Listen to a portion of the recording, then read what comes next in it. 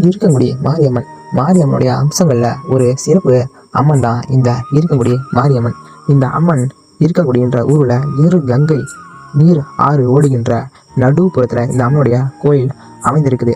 அதனாலதான் இரு கங்கை குடி அப்படின்னு அந்த ஊருக்கு பேர் வந்தது. இரு கங்கை நீர் வழியா போற இடத்துல இந்த அம்மன் கோவில் அமர்ந்திருக்கிறதால இரு கங்கை குடி இருந்து இந்த ஊர் மருவி இருக்கன்குடி அப்படின்னு மாறிடுச்சு.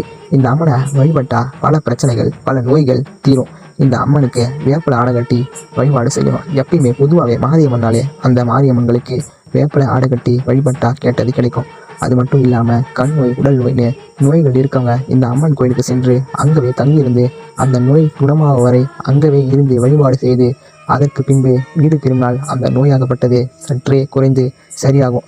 இந்த அம்மன் மிகவும் சக்தி வாய்ந்த அம்மன். இந்த அம்மனை அந்த ஊர் மக்கள் மண்ணிலிருந்து தோன்றி எடுக்கப்பட்ட அம்மனாவாள். இந்த